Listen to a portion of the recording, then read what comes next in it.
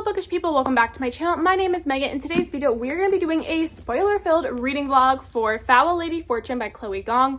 I am so pumped to read this book. I talked about it in my November TBR, and in my TBR I said I had never read These Violent Delights or Our Violent Ends, and after that video I looked it up. Should I read those two books before starting Foul Lady Fortune? And according to the internet, you can read this without reading the duology, but it does spoil the ending to the duology, and that duology has been on my radar for a minute. It's a book that I've been wanting to read for a minute, so I was like, ooh, I don't want to spoil it because I want to read them. So I went on Hoopla, and they actually have both audiobooks on Hoopla, so I checked them out. I listened to both audiobooks. It took me about 4 days to listen to the two audiobooks.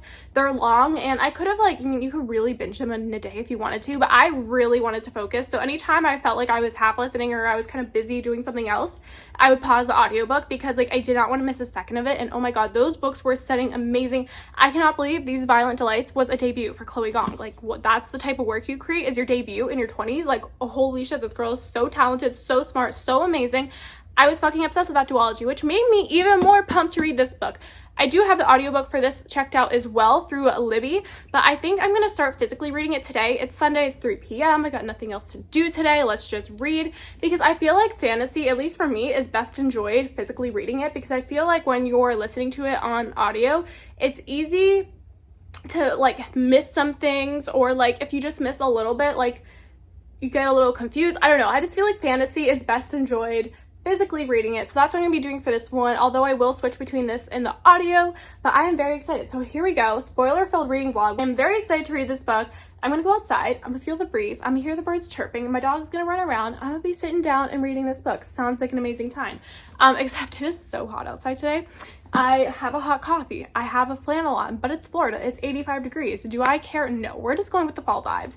I just pretend I don't live in Florida. All right, you guys, so I just came inside, I was outside reading, I got 40 pages read in my book, which is to the end of chapter 4, so let's talk about it. So the first two chapters of this book, you're following Rosalind, and we're kind of seeing where she is after the events of Our Violent Ends, and this takes place 4 years later, and she is now an assassin, but she's not just any assassin, she's an immortal assassin, which, okay, this is already like such a cool premise.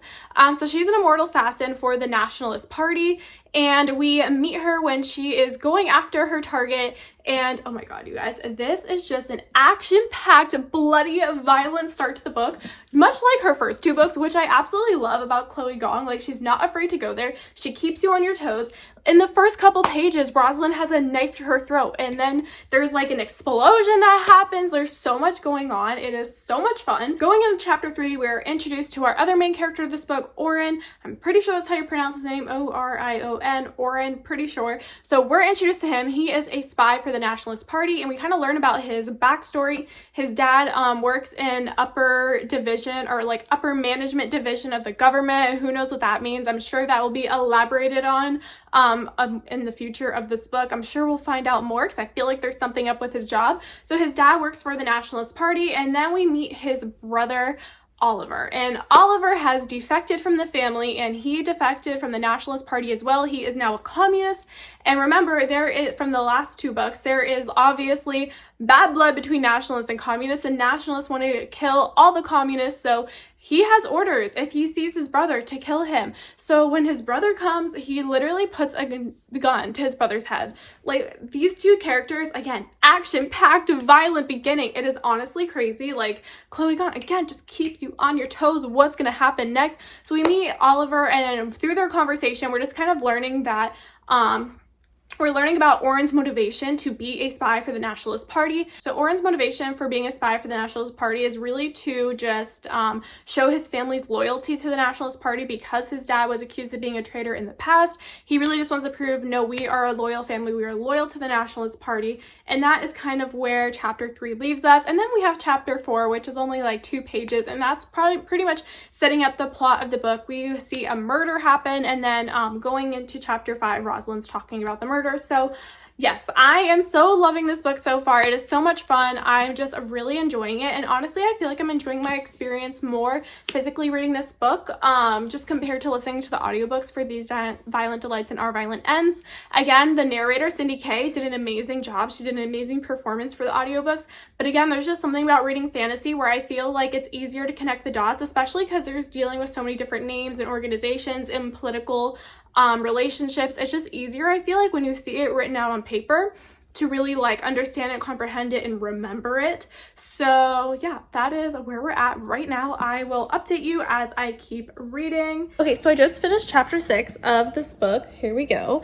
And I'm at the point now. So in chapter 6, Rosalind and Orin are called into a meeting where they're told that they have to pose as a married couple for their next task.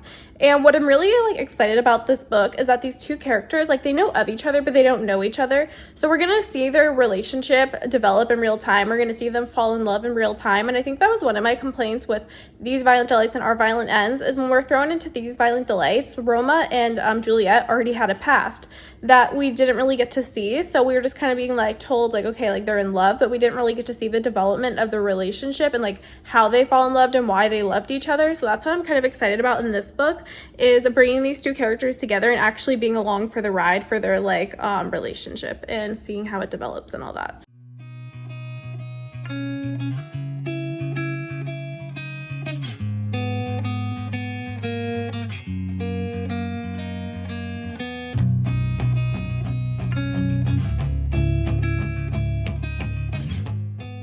Are you guys, so it is the next day. Yesterday I ended up reading up till page like 101, whatever the end of chapter 11 is. And then today I started chapter 12, but I listened to chapter 12 on audio. I really enjoyed physically reading it yesterday, but I do want to listen to it on audio today. I mean, I honestly wanted to kind of physically read this whole book, even though I had the audiobook for it checked out on Libby.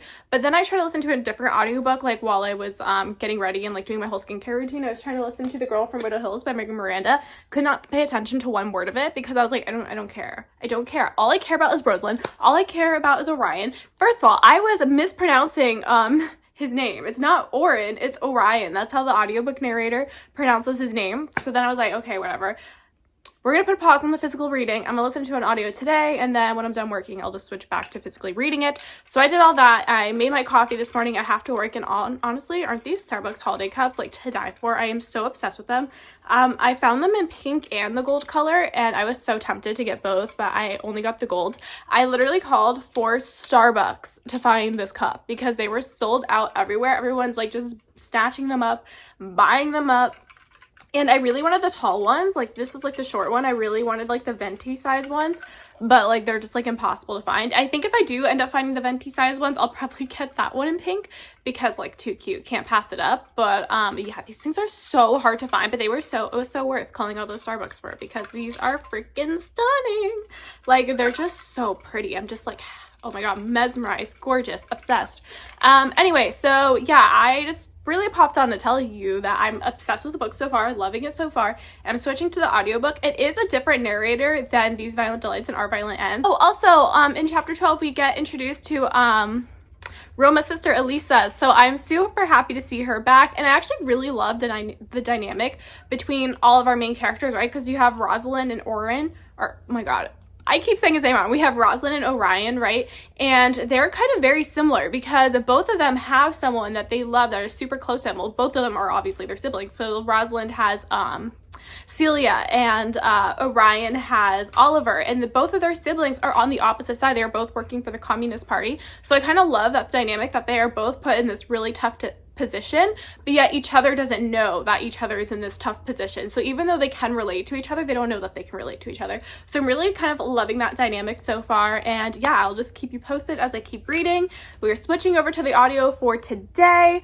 And that's it. That's the clip. That's the update. I'm gonna go listen. I have to work. I have orders to ship out. I have items to buy, items to list. and it's just gonna be a busy day. So let's get started with it. I mean, it's a Monday. Mondays are always just hectic, crazy, and busy. Okay, so I just came home. I was thrifting, and while I was thrifting, I was listening to the audiobook for Foul Lady Fortune.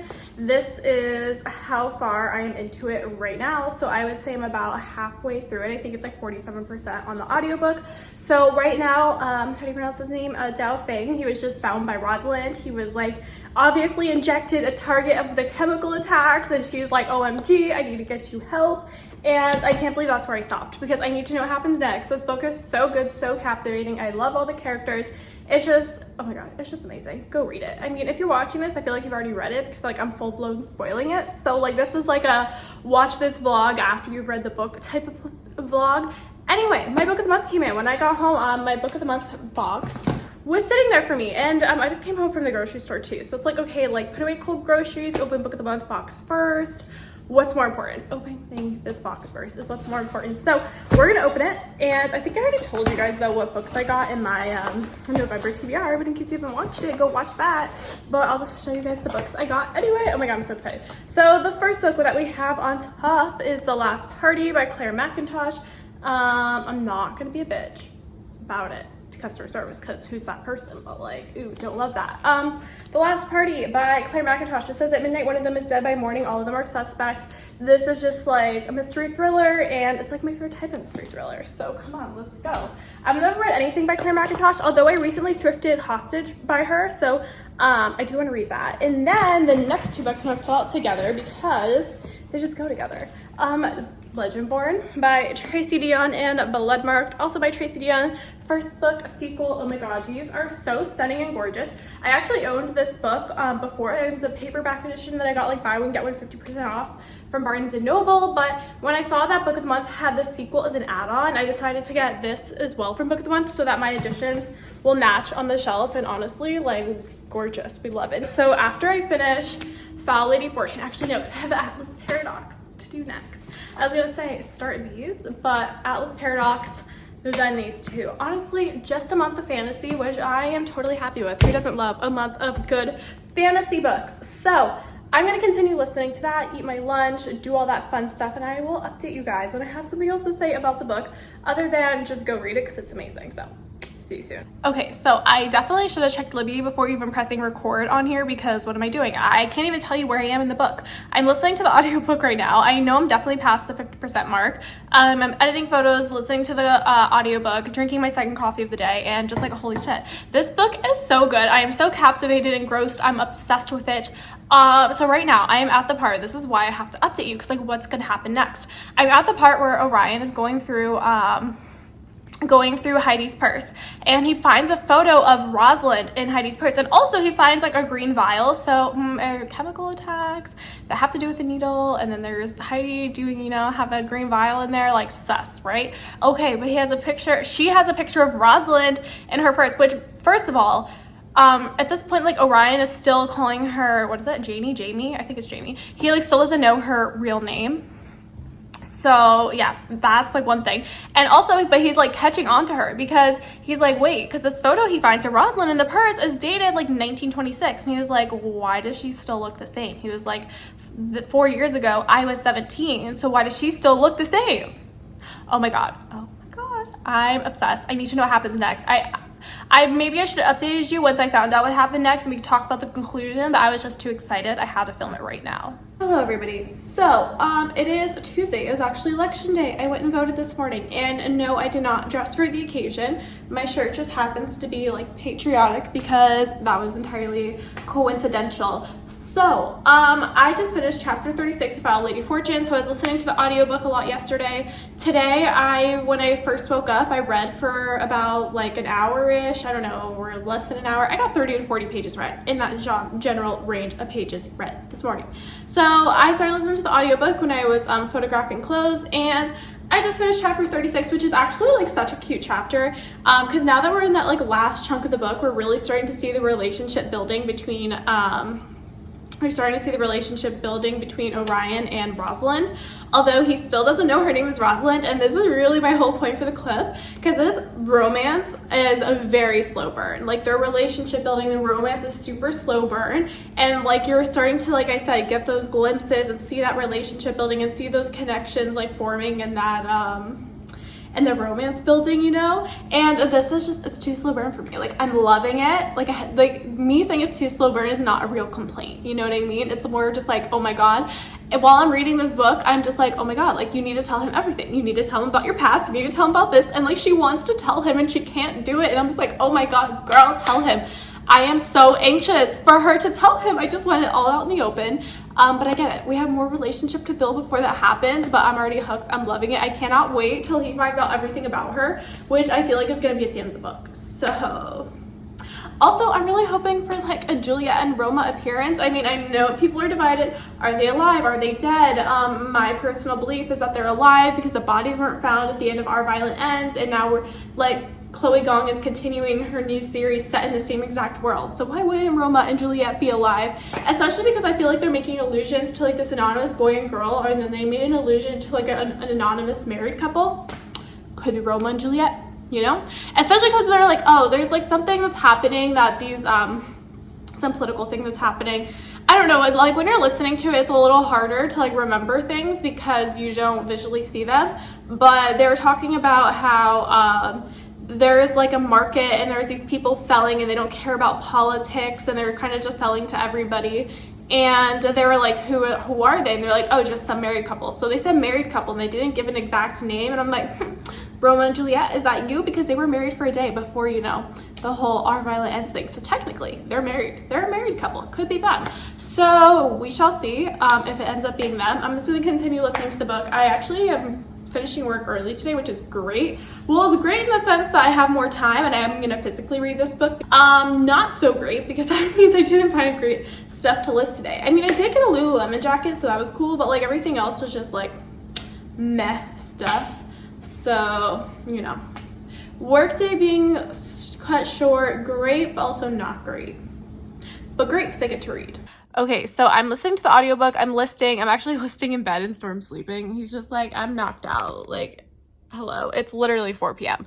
Okay, so I'm listening to the audiobook while I'm listing stuff on Poshmark.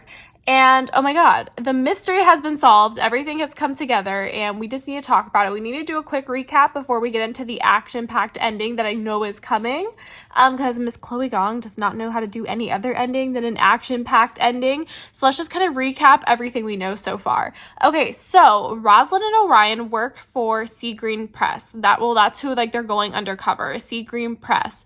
And that is the Japanese newspaper. And they noticed that they were sending shipments to this mysterious warehouse, Warehouse 34, and they realized that the newspaper is sending those shipments to this warehouse because they're actually smuggling these green vials in the shipment. Like, the newspaper is just a way for them to get through customs because, you know, you think you're shipping a news order, but there's actually filled with green vials. And they were trying to figure out what the green vials were.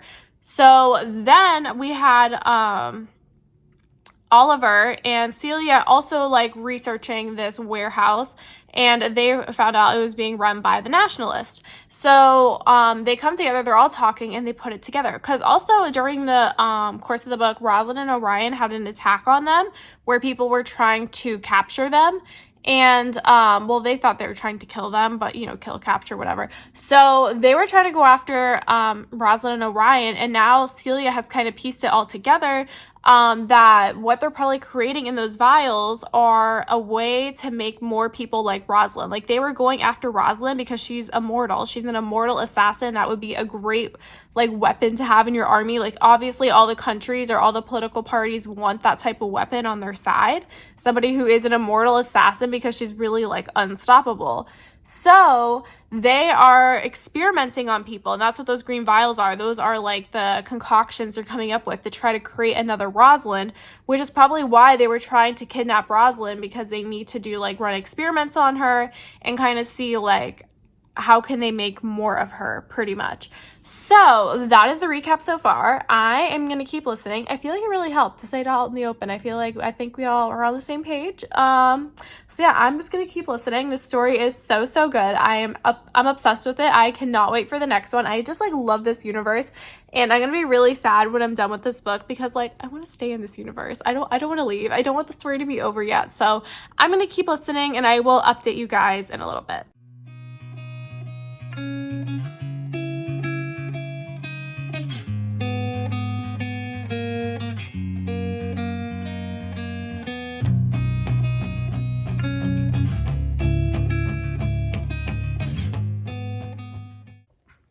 Okay, so hello, hi, I just finished the book. I'm going to be filming a full wrap-up tomorrow when I look cute and have makeup on because I'm in total lounge reading mode, like, you know, bad lighting, like, just messy. Okay, but I finished this book. I cannot wait. My immediate thoughts cannot wait. I love this book so much. It was so good. I'm probably going to rate it I'm like debating between a 4 and a 5 star, so I think I might rate it 4.5 star. The reason I'm like debating between I'm gonna get my final thoughts tomorrow. I just have quick thoughts about the last chapter. So first of all, the epilogue. I love that Phoebe is Priest. That is so cool. She did like cross my mind on who I was suspecting Priest to be. Like I didn't even know if we were fully gonna know in this book like the identity of Priest, but it did cross my mind at one point, Phoebe being Priest, because I was like, that would just be so out of nowhere. Like she's so unsuspected that I just felt like it could be her. Also because of the fact that she's like not technically an agent, but she's always involved. And I don't know, I just felt like, okay, I could see her being Priest. And because she's not like afraid of danger, like she wants to help, she wants to get into it all, and then her brother keeps bringing up the fact like, no, I don't want you a part of this because you're not trained, yet she keeps trying to be a part of it and she's not scared. So it makes sense that she's Priest.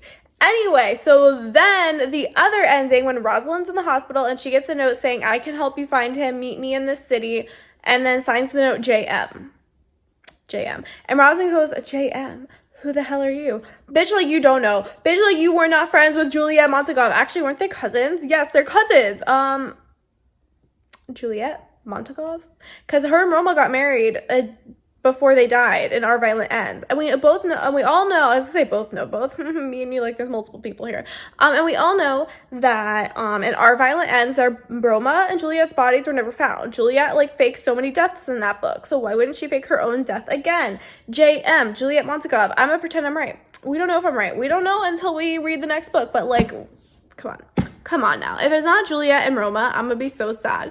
All I've like been looking for in this book is a hint that they're alive, and I think I just got that hint, so I am very excited for the next book. This book was really amazing. I highly recommend it, and I cannot wait to read more of Chloe Gong's work. So we just need to fast forward to when the new book's coming out. But actually, no, because I have the Atlas Paradox also on my TBR. So like, oh my god, so many great sequels coming out. And then the Daughter of the Moon Goddess sequels coming out this month as well. Just like, oh my god, so many great sequels to read. I am so excited. I am just very happy. I'm going to give you my final thoughts tomorrow. So it'll be tomorrow for me and 1 second away for you. Hello, hi, here's Storm. It is the next day. I finished Foul Lady Fortune. I wanted Storm to stay, but he's like not feeling it. He's like, excuse me. No, like I woke up, I'm hyper, although I did take him for like a really long walk and our neighbor was outside with his dog, and so like they played together for a while, so I don't know why he's still hyper, but probably because I brought him in here because I was like, Storm, just like be in the shot with me. He's like, no, I'm not doing that, but he's like, but I will move my body through the frame. But will I sit here and have my cute face here? No, I will not. Now he's jumping on the couch. He's just gonna sleep. That's fine. Okay, 36 seconds into this, haven't even started talking about what I want to talk about. Foul Lady Fortune by Chloe Gong. I finished the book yesterday and oh my god, it was amazing. I did film a clip immediately after. I feel like yesterday's clips, like I'm gonna include them because, you know, they were live reactions, but did I look cute? No. Was the lighting good? No. But here we are. And not cute either, have a pimple. Anyway, doesn't matter. I read this physically. I also listened to the audiobook, and the last 100 pages of the book, I actually listened to the audiobook and followed along reading it physically. So I did both, which I actually really enjoyed doing that. And yeah, I had a really great time reading it. So let's get into my final wrap up, my final thoughts about it. So first thought, loved it. Amazing. I mean, I feel like I already said that. Loved it. Amazing. It was great. What I really enjoyed about this book, well, first of all, we're in the same world as the previous duology, These Violent Delights and Our Violent Ends. So you have this familiarity to the story already. I feel like, oh, I was catching up with old friends type of feelings. But yet the story is like unique and different in its own ways, right? Instead of gang wars, we had the communists versus the nationalists, and then even the love interest, like instead of Roma and Juliet being like star-crossed lovers, you know, like or Orion and Rosalind are forced marriage. They're forced to be together, forced to work together. And then also too with them, like they're just kind of getting to know each other for the first time. Like I think they knew of each other, but they didn't really know each other. So you're watching their relationship develop in real time. You're watching their relationship develop into friendship, into a romantic relationship. Whereas in the first duology, Roma and Juliet had already had a relationship prior to the books. So we kind of saw them kind of like reconnecting, but we didn't really see that initial romance happen between them. So that's what I really liked in this book, that we are kind of along for the whole journey. And I also really love the fact that it's a spy story because there's so much going on. There's like betrayal happening, double agents happening, and you never know who to trust. And it's definitely a very fast-paced story, lots of action happening, just lots of twists and turns. But because it is a spy story, I will say it can get a little confusing at times when you're talking about betrayal and double agents. There's definitely points where when I was working and I was slowly listening to the audiobook that I would replay chapters over again, or I would hit that like back button, like, you know, like rewind 15 seconds. I would press that a couple times to re-listen to like the past 2 minutes again if I felt like I wasn't paying close enough attention, because it is definitely one of those books, because there's a lot of characters, a lot of relationships, and a lot of political things going on. You definitely want to make sure you're paying attention. So I definitely would say I did reread some things, I did re-listen to some things, so I felt like I could fully understand the story. I feel like I can binge a mystery thriller book in a day, right? Like I can binge like something like this, right? The Chain. Listen to that like in one day on Libby. Super easy. But when it comes to like, why did I take this down? Like I should have been in the background. When it comes to these types of books, I feel like it's better to like listen to it and then take a break and pause. Oh my God, Storm's bringing me his toy. He's bringing me his toy. Don't you love it? Don't you love his toy? I feel like it's better to pause and kind of just like digest the information from the book so you can really understand what's happening and it doesn't kind of get like lost in the shuffle, you know what I mean? Like when you binge a book for so long, I feel like certain events that happen in the book you might not remember fully because you didn't take a break to pause and digest them. So I definitely feel like for this book, it's definitely not one of those books where I would like to binge, right? Like I said, I could do that romance, mystery thriller, but something like this, I definitely think it's worth it to pause, reflect on the story, digest what's happened, and from there. Okay, Storm, that's very noisy. It's very noisy, my friend. Why don't you go get a bone or something? Because that's a noisy toy. He's like, no, I'm just going to make noise. I'm here. He has a bone over there. I don't know why he's not playing with that. So when it comes to the romance in the story, I kind of have two thoughts about it. Like when I was listening to it on audio, I wasn't like fully believing in the relationship and I wasn't fully loving it. I felt like it was a little awkward and forced. But then when I... Stormo. But then when I read the book physically and they had those like romantic moments, I was more into it. So I feel like maybe it was just like a case of like I just preferred reading that part physically versus, which is weird because I listen to romance books on audio all the time and I don't feel like they're cringy or awkward or forced, but there's something about this, I don't know, I just didn't fully believe in the romance, and I don't know if it's because again was the audio versus physically reading it. So I'm just gonna have to see with the romance aspect in the next book. But like even if I don't fully believe in the romance, like I don't really think it takes away that much to the story, because the romance is definitely a subplot to the story. Like there's so much going on with the politics and the mystery element to the story that I feel like you don't really need the romance to it. So even if you don't fully love the relationship aspect, there's still so much more to the story to enjoy. Like I definitely enjoy like them being together and their friendship, but I don't necessarily know if I believe in the romantic part of their relationship. So now we have to talk about the ending, because holy shit. So first of all, Orion being the killer the whole time and his mom, first of all, do you love my nails? I just noticed them on the camera. I went thrifting yesterday and we had 2 casualties, so I gotta get those fixed. But anyway, that was totally off topic. Okay, so, Orion being the killer and his mom, like, being in charge of, like, the chemical shit, that part was amazing. That was, like, so surprising to me. I definitely did not expect that. It kind of came out of nowhere, but I really enjoyed that. I thought it was really fun. Like, I don't know, I just, like, because it was just so out of nowhere. It was shocking. I was literally like, wait, what the fuck is happening? Like, you're the killer, but you were investigating the killer, you know what I mean? Like, it was definitely just, like, out of left field. I did not expect it. Same with Phoebe being priest. Well, first of all, I'm obsessed with the fact that Phoebe is priest, and I really hope the novellas coming out, I think they're called, like, The Last Violent Call. I'll put a picture of the cover here. Those novellas are coming out, I believe, in March of 2023, and it's, like, 2 novellas surrounding the events of Foul Lady Fortune. We better be novellas about following, like, Phoebe/priest, because amazing. I love that, because Phoebe just, like, portrays herself, I'm just the sweet innocent little sister to Orion.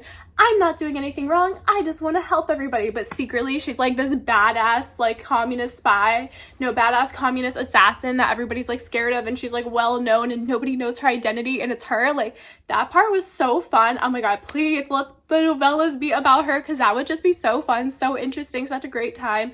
So I really love the fact that she was priest. And first of all, poor Orion, like, his whole family has, like, these, like, dark secrets or, like, whatever that he's just, like, not privy to. He has, like, no idea what's going on in his own family. So I love that. And then lastly, the end, holy shit, Rosalind gets a note signed JM. J motherfucking M, Julia Montagov, we know she's alive. That's all I wanted in this book, was a sign that Julia and Roma were alive. Because to me, like, when I read the Goodreads reviews on Our Violent Ends, and everyone was like, oh my god, I'm so sad that they're dead. And I'm like, wait, like, do we all read the same book? Like, because in my head, it was so obvious that they were alive. Because I'm just like, well, Chloe Gong made a point to say the bodies were never found. So to me, that automatically meant, like, okay, they're alive. Like, you know what I mean? Maybe that's just my wishful thinking, my denialism. I was like, there's, like, no way they could be dead. Like, I just could not comprehend that in my head. So I was like, oh, obviously that they're alive and they fake their deaths, because that makes more sense to me. Like, I just could not believe that they were dead. So all I was looking for in this book was a hope, a sliver of a hope that they were alive, and that note at the end just gave me that. It fulfilled everything I needed, and I honestly love that that was the ending, because it just, like, builds the anticipation for the next book, and I think that was the perfect way to end the book.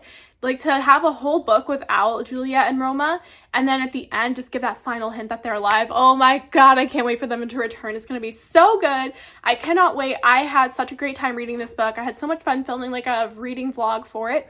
And I hope you guys enjoyed this. And so, like, if you're interested in, like, these fantasy sequel reading vlogs, subscribe down below. If you like book of the month predictions, subscribe down below. Wrap-ups, TBRs, book hauls, subscribe down below.